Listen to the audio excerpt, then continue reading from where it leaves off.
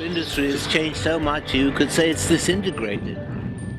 That the chance of me being offered a film that I would really like to do and enough time to do it justice is just minimal. In fact, it's non-existent, I would say. Now, we walk along here. Yes. Any film worthy of its name is a work of art, at least in part, because it is somebody's view of the world and of the cosmos and of the individuals within the cosmos. Some aspect of it which is separated out from the rest of it by being framed in the cinematographic frame.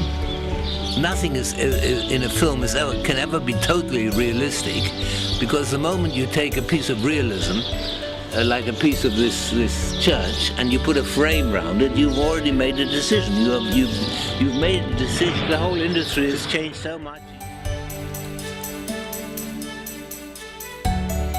I've been spending my winters on the island of Crete, where I build and photograph stone sculptures.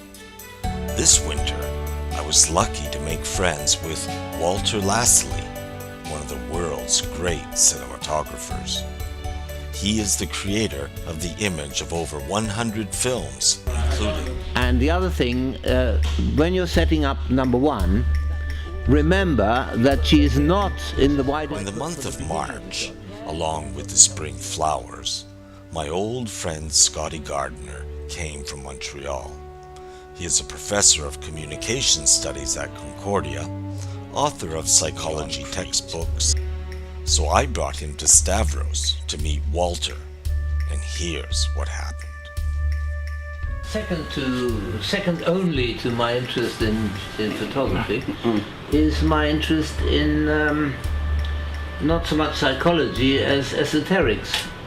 And I've written a book about my experiences with the I Ching, which I've used for 40 years. Okay. So the book is called 40 Years with the I Ching. Okay. Initially it was called 30 Years with the I Ching. Photography comes in three parts.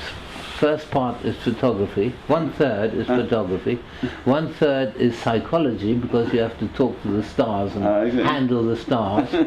And 1/3 is meteorology, because the assistant director is forever coming saying, when's the sun going to come out? And you're supposed to know. You see. Any question of sort of, well, let's just shoot it all and throw it all to the poor editor and let him sort it out, which they do. A lot of them do, Particularly in cases where there's a lot of money available.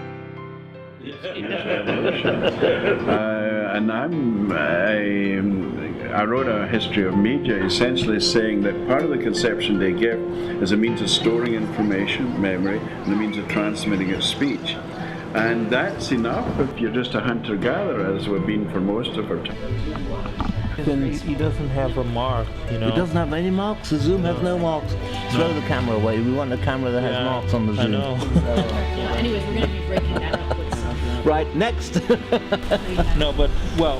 light that I've put on that curtain is placed in such a way that it emphasizes the texture of the curtain. So that applies not only to brick walls, but there are also other situations. So if texture is present in your scene, you should be aware of it, and you should, if necessary, not a bad idea to emphasize it. The movie business is all about cheating. Don't be afraid to cheat.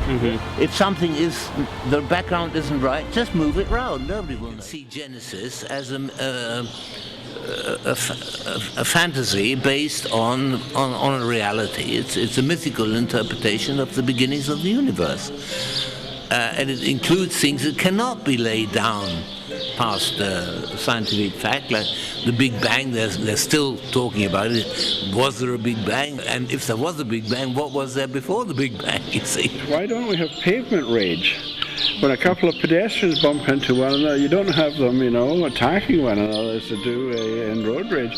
And the reason that they don't attack one another is because they can see one another's faces, and they can pick up these little conciliatory gestures where you say, excuse me, sorry, But when you're in a car, you don't get that. And of course, when you're on the internet, once again, you lose that.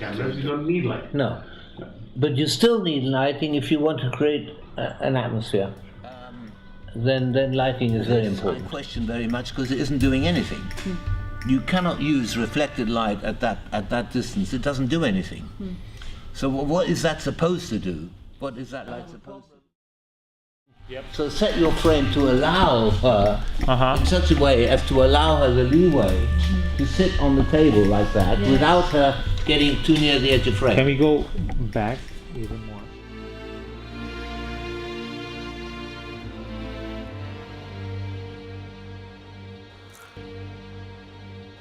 Are you ready? The stones of this timeless landscape inspire me and help me better to understand these two wonderful men. Both Walter and Scotty can justifiably decide to rest on their laurels and retire from the limelight, but they haven't. They continue to be dynamic, with minds ever keener to comprehend the mysteries of life. But in every Ozu movie, at the end of that movie, you get the feeling that you've known those people all your life. You know, you get so into their personalities and characters that they really become your best friends in the course of an hour and a half. In order to compose a picture, you need a frame, and for 50 years now, we haven't had a frame. We've had what's called a safe action area, which is a frame without edges. Without edges and without corners. It's sort of round, sort of somewhere in there, you know. If you stand really in the middle, then you'll be sure to be in the picture, but everything else is up for grabs. Again.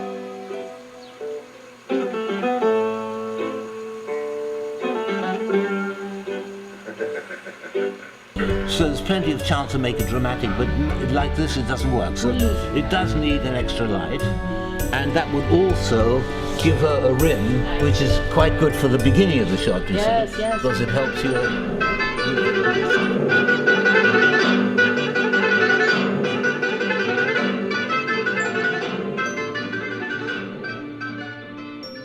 Cosmological